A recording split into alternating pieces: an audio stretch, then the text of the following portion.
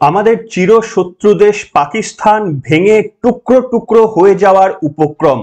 তাদের সবথেকে বড় প্রদেশ বালুচিস্তান, সেটা পাকিস্তান থেকে আলাদা হয়ে স্বাধীন রাষ্ট্র হিসাবে ঘোষণা হতে পারে, এমনকি তাকে স্বীকৃতি দিতে পারে পর্যন্ত রাষ্ট্রপুঞ্জ।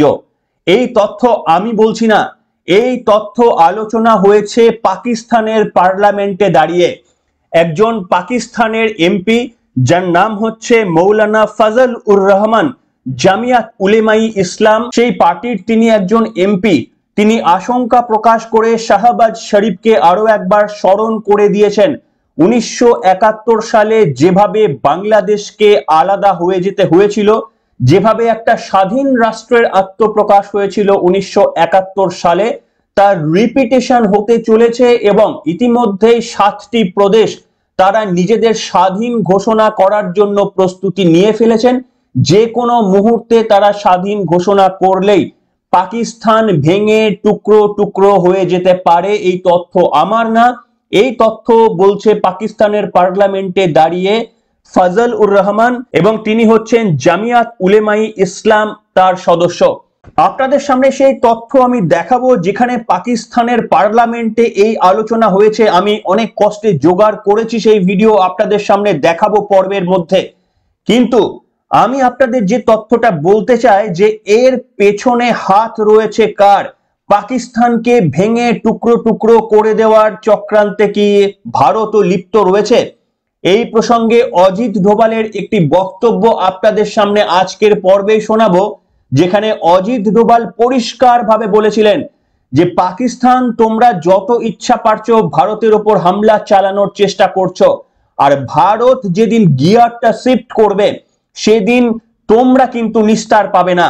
তোমরা আমাদের একটা মুম্বাইয়ের মধ্যে অ্যাটাক করতে পারো, একটা জঙ্গি হামলা করতে পারো, কিন্তু আমরা তোমাদের বালুচিস্তানকে সেই দিন নিয়ে নেব। এই মন্তব্য করেছিলেন আমাদের এনএসএ অজিত ডোভাল। আর সেই তথ্যর পর আজকে দেখুন সেটা কার্যত সত্যি হতে চলেছে। পাকিস্তান ভেঙে টুকরো টুকরো হয়ে যাওয়ার আশঙ্কা প্রকাশ করছেন পাকিস্তানেরই পার্লামেন্টে দাঁড়িয়ে তাদের একজন এমপি। এই প্রত্যেকটি তথ্য আপনাদের সামনে আমি দিতে চলেছি। নমস্কার, welcome to simple as ABC. আপনাদের সকলকে স্বাগত জানিয়ে অত্যন্ত গুরুত্বপূর্ণ একটি পর্ব শুরু করছি। আপনাদের প্রথমেই আমি দেখাবো যে পাকিস্তানের মাটিতে, পাকিস্তানের পার্লামেন্টে তাদের একজন এমপি, এটা কোন রকমের ভারতীয় কোনো ইউটিউবার বা আমাদের এস জয়শঙ্কর বলছেন ভারতের কোনো মন্ত্রী বলছেন এমনটা নয়।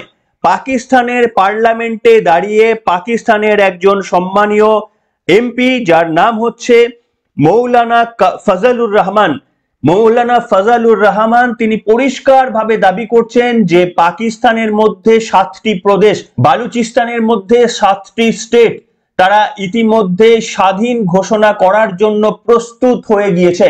এবং সব থেকে বড় কথা, তিনি বলছেন 1971 সালে যেভাবে বাংলাদেশ গঠিত হয়ে গিয়েছিল পাকিস্তান থেকে আলাদা হয়ে, আরো একবার সেই ইতিহাসের পুনরাবৃত্তি হতে চলেছে।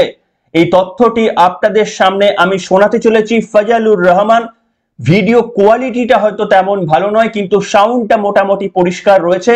একটু দীর্ঘ ভিডিও, আপনাদের আমি পুরোটা শোনাবো পর্বের শেষে, কিন্তু ওই ছোট্ট অংশটি যেখানে তিনি আশঙ্কা প্রকাশ করছেন যে পাকিস্তানে যে কোনো মুহূর্তে বালুচিস্তান আলাদা হয়ে স্বাধীন রাষ্ট্র ঘোষণা হতে পারে এবং সেটাকে কিন্তু তার মর্যাদা দিতে পারে, তার গ্রহণযোগ্যতা অনুমোদন করতে পারে রাষ্ট্রপুঞ্জ। শুধু ওই ছোট্ট অংশটি আপনাদের সামনে শোনাবো, কিন্তু একেবারেই পর্বের শেষে পুরো বক্তব্যটি আপনাদের কাছে তুলে ধরবো। শুনুন। जनाब स्पीकर, मेरे इलाके में ऐसे ऐसे एरियाज हैं जिसको फौज ने भी खाली कर दिया है। पुलिस तो खाली कर चुकी थी। बता दूं आपको, ऐवान को बताना चाहता हूं, वो इलाके कि जो पुलिस तो खाली कर चुकी थी लेकिन फौज भी खाली कर चुकी है, और जहां पर जंग हो और पुलिस भी ना हो और फौज भी ना हो, तो वो एरिया किसके कब्जे में होगा और वहां किसका रेट होगा? और दिल पे हाथ रखकर मुझे कहना पड़ता है, इंतहाई दर्द दिल के साथ कहना पड़ता है कि इस वक्त बलूचिस्तान के 5 से 7 अजला इस पोजीशन में हैं कि अगर वो आजादी का ऐलान कर दें तो अगले दिन अक़वाम मुत्तहिदा में उनकी दरख्वास्त को कबूल। कहां खड़े हैं हम लोग?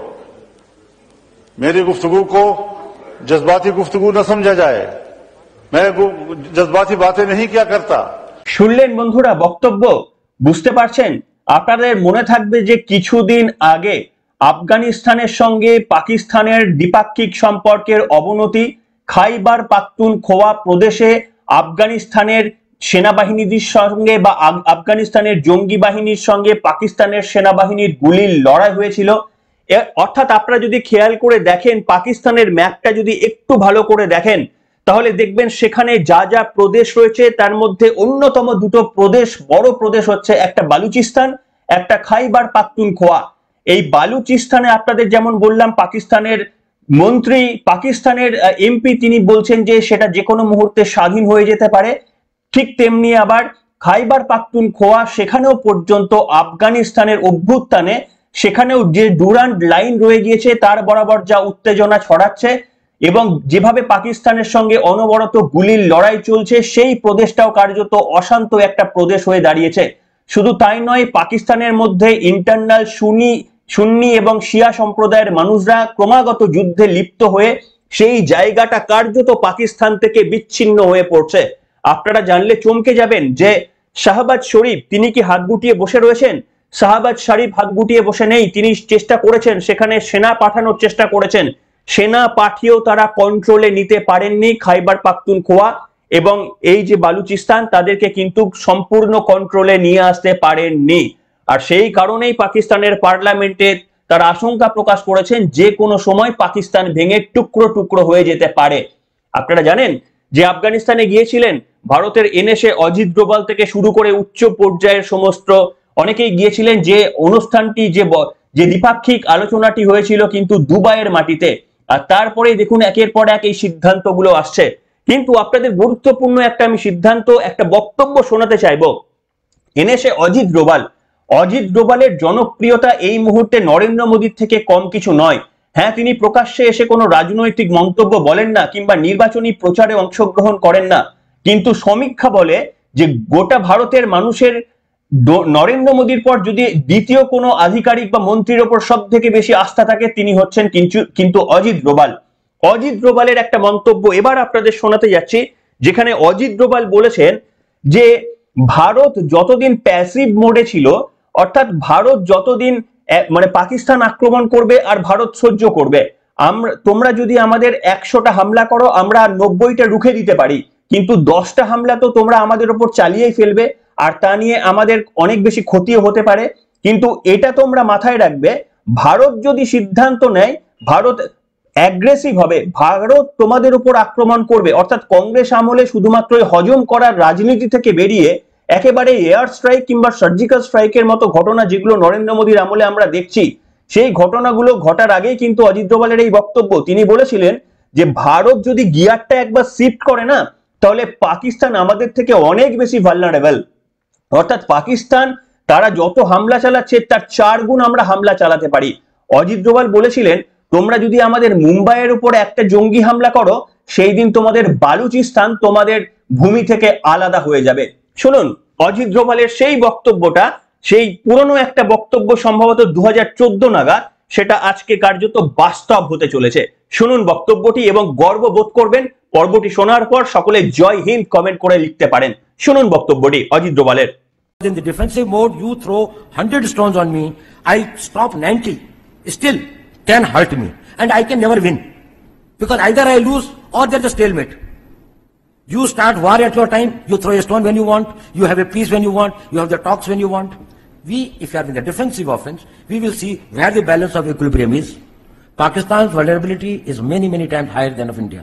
Once they know that India has shifted its gear from the defensive mode to defensive offense, they will find that it is unaffordable for them. You can do one Mumbai, you may lose Balochistan. There is no nuclear war involved in that. There is no engagement of troops. If you know the tricks, we know the tricks, because in the শুনলেন বন্ধুরা বক্তব্যটি। এই বক্তব্যটি বেশ পুরনো, তখনও কিন্তু বালাকোট, উড়িতে সার্জিক্যাল স্ট্রাইক, এয়ার স্ট্রাইক কিন্তু ভারত করেনি। তার আগেই এই ধরনের ঘটনা কিন্তু এই বক্তব্য বলে দিয়েছিলেন যে ভারত যদি গিয়ারটা একবার শিফট করে, আপনারা জানেন যে কংগ্রেসের আমলে হজম করে নেওয়ার রাজনীতি আমাদের মজ্জাগত হয়ে গিয়েছিল। 2008 সালে মুম্বাই টেরর অ্যাটাক সব থেকে বড় জঙ্গি হামলা আমাদের এই দেশে। তারপরেও কিন্তু সেইভাবে কোনো রকমেরই মানে ব্যবস্থা বা পাকিস্তানে ঢুকে তাদেরকে যোগ্য উপযুক্ত কোন রকমের শাস্তি দেওয়ার কোন রকমের চেষ্টা করেনি ভারতবর্ষ। কিন্তু নরেন্দ্র মোদীর ক্ষমতায় আসার পর থেকে চিত্রটা আমূল বদলে যায় এবং সেই সময় কিন্তু অজিত ডোভাল এইটা বলেছিল যে আমরা যদি একবার গিয়ারটা শিফট করি সেই দিন তোমাদের বালুচিস্তান আলাদা হয়ে যাবে। আর কি কাকতালীয় কিনা আপনারাই বিচার করবেন, নাকি এটা অজিত ডোভালের মাস্টার প্ল্যান। যে দেখুন, যে বক্তব্য 2014-তে বলেছিল, 2024-এর শেষের দিকে 25-এর গোড়ার দিকে এসে সেই বালুচিস্তান কার্যত আলাদা হতেই চলেছে। এইটা কত বড় গুরুত্বপূর্ণ আপনারা ভেবে দেখবেন। এবার আপনাদের আরো একটা ছোট্ট তথ্য দেব যে দেখুন, ভারত গিয়ারটা যে শিফট করেছে, যে আর হজম নয় পাকিস্তান একটা বোমা ছুড়লে আমরা 5টা বোমা ছুড়বো, সেই কারণেই আমরা সৌভাগ্যবান যে এই মুহূর্তে অন্তত কংগ্রেস আমলে যেভাবে জঙ্গি এবং নাশকতা হামলা হতো, এই মুহূর্তে সেই সংখ্যাটা অনেক কমে গিয়েছে, আমরা নিশ্চিন্তে ভ্রমণ করতে পারি। কিন্তু আগে এই পরিস্থিতি ছিল না। যারা মনে নেই বা যারা সদ্য আপনারা প্রাপ্তবয়স্ক হয়েছেন তাদের আমি মনে করিয়ে দিতে চাইবো যে কংগ্রেসের সময়, বিশেষ করে মনমোহন সিং এর সময় কত কত কোন কোন জায়গায় আমাদের হামলা হয়েছিল। তিনি 2004 থেকে 2014 পর্যন্ত তিনি আমাদের প্রধানমন্ত্রী ছিলেন। সেই সময় লাগাতার প্রায় প্রত্যেক বছর বড় বড় একটা জঙ্গি অ্যাটাক পাকিস্তানের তরফ থেকে, সেটা একেবারে যেন ডাল ভাতের মতো হয়ে গিয়েছিল। ভারত তার কোনোটাই যোগ্য এবং উপযুক্ত জবাব দিতে পারেনি। আমি মনে করিয়ে দেব, আপনারা দেখতে পাচ্ছেন আমাদের টেবিলে, সেখানে দেখুন 2006 সালে মুম্বাইয়ে ট্রেন বোম্বিং এ একটা বিরাট হামলা হয়েছিল। আপনারা জানেন 200-রও বেশি মানুষ মারা গিয়েছিল, 700 মানুষ ইনজিওর হয়েছিল সেখানে। 2007 সালে হায়দ্রাবাদের একটা মসজিদে হামলা হয়েছিল, সেখানে 9 জন হত্যা হয়েছিল সেই জঙ্গি হামলায় এবং 50-এরও বেশি ইনজিওর হয়েছিল। তারপরে সব থেকে বড় জঙ্গি হামলা 2008 সালে মুম্বাই টেরর অ্যাটাক, যেখানে 170-এরও বেশি দেশি বিদেশি সমস্ত মানুষের নাগরিকের মৃত্যু হয়েছিল, 300-এরও বেশি ইনজিওর হয়েছিল। তারপরে 2010 সালে জার্মান বেকারি, আপনাদের মনে রয়েছে পুনে মহারাষ্ট্র, সেখানে জার্মান বেকারিতে জঙ্গি হামলায় 17 জনের মর্মান্তিক মৃত্যু এবং 60 জনেরও বেশি ইনজিওর। 2011 সালে মুম্বাই হাইকোর্টে ব্লাস্ট হয়েছিল, সেখানে 17 জন মারা গিয়েছিল, 50 জনেরও বেশি আহত। এবং 2013 সালে বোধগয়া বম্বিং, সেখানে 2 জন মারা গিয়েছিল এবং 10 জনেরও বেশি ইনজিওর হয়েছিল। এছাড়া 2013 সালে হায়দ্রাবাদ বোম্বিং রয়েছে, 2014 সালে কাশ্মীর টেরোরিস্ট অ্যাটাক রয়েছে। এরকম কন্টিনিউয়াস আরো বেশ কিছু এক্সাম্পল হয়তো আমি সময় দিলে আপনাদের সামনে তুলে ধরতে পারতাম। অর্থাৎ একের পর এক জঙ্গি হামলা কংগ্রেসী আমলে হয়েছিল, কিন্তু আমরা সৌভাগ্যবান যে অন্তত এই প্রত্যেকটি যে ঘটনা বললাম সেখানে একটা ঘটনাতেও আপনারা দেখবেন না যে ইন্ডিয়া গভর্নমেন্ট গিয়ারটা শিফট করেছিল, যে তোমরা মারছো ঠিক আছে, পাল্টা আমরা হামলা চালাবো। এই যতগুলো ঘটনা আপনাদের সামনে পড়লাম ইনসিডেন্ট, কোথাও দেখাতে পারবেন না ভারত প্রত্যাঘাত করেছিল।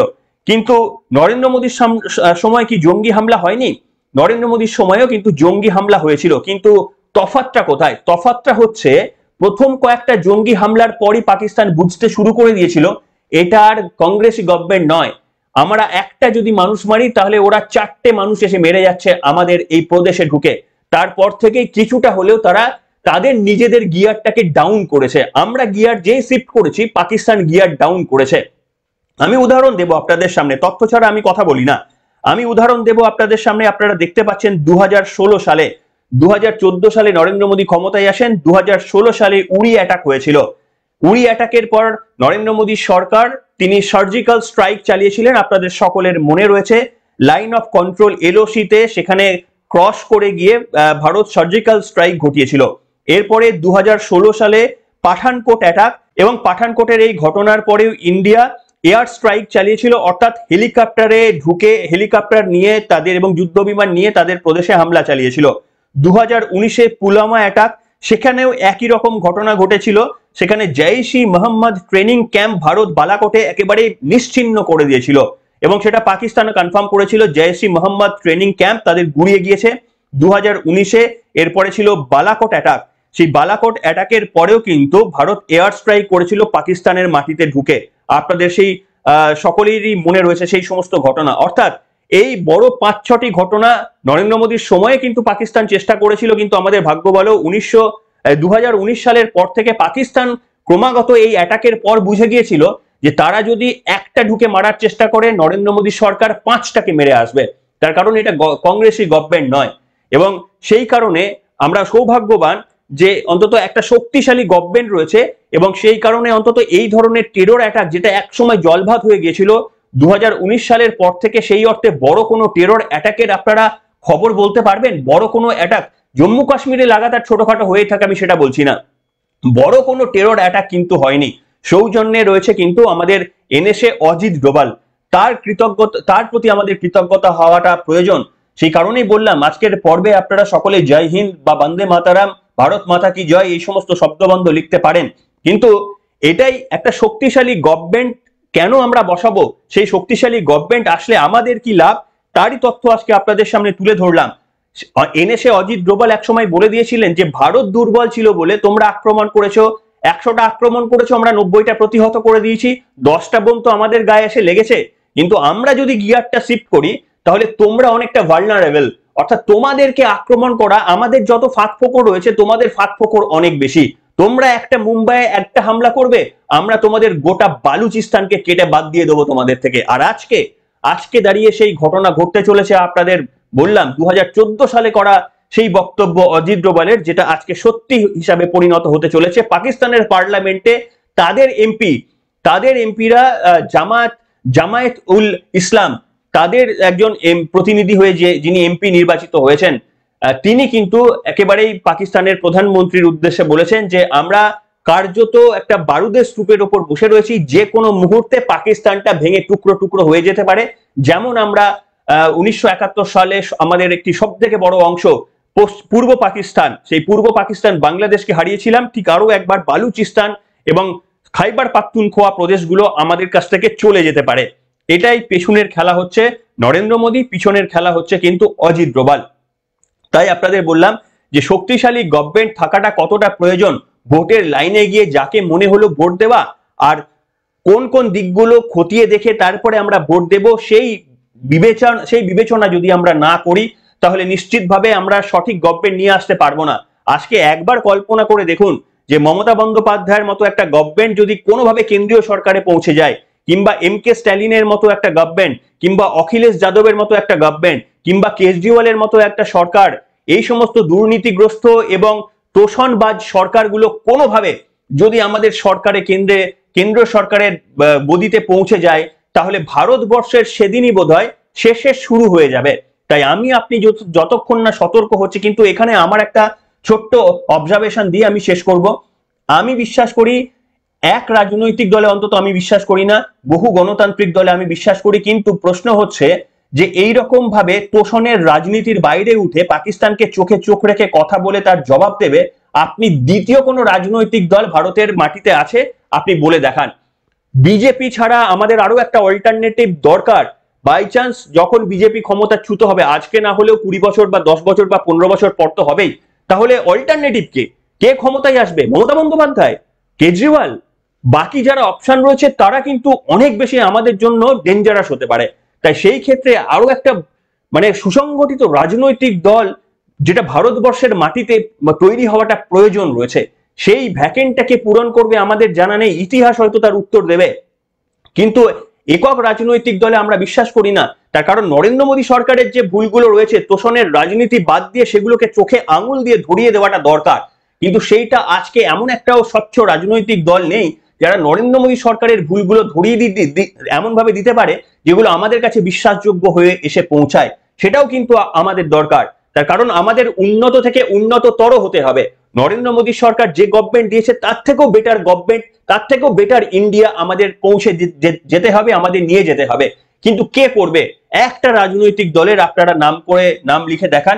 হ্যাঁ, শুধুমাত্রই বলতে পারেন উড়িষ্যার নবীন পট্টনায়ক এবং বিজু পট্টনায়ক, তারা যেভাবে রাজনীতি করে এসেছেন, একমাত্র সেটা আমাকে যদি বলেন সেটা বিজেপি এবং বাইরে তারা কিন্তু অনেকটাই গঠনমূলক রাজনীতি করে এসেছেন। এছাড়া দ্বিতীয় কোনো রাজনৈতিক দলের নাম অন্তত এই মুহূর্তে আমার মনে পড়ছে না, যেটা ভারতবর্ষের ভবিষ্যতের জন্য একটা বড় আশঙ্কার বিষয়।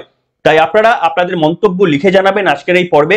যদি নতুন কোনো তথ্য আপনাদের সামনে দিতে পারি তাহলে আমাদের সহযোগিতার হাত বাড়িয়ে দিতে পারেন একটা কমেন্ট কিংবা একটা লাইকের মাধ্যমে। এখনকার মতো এখানে শেষ করলাম।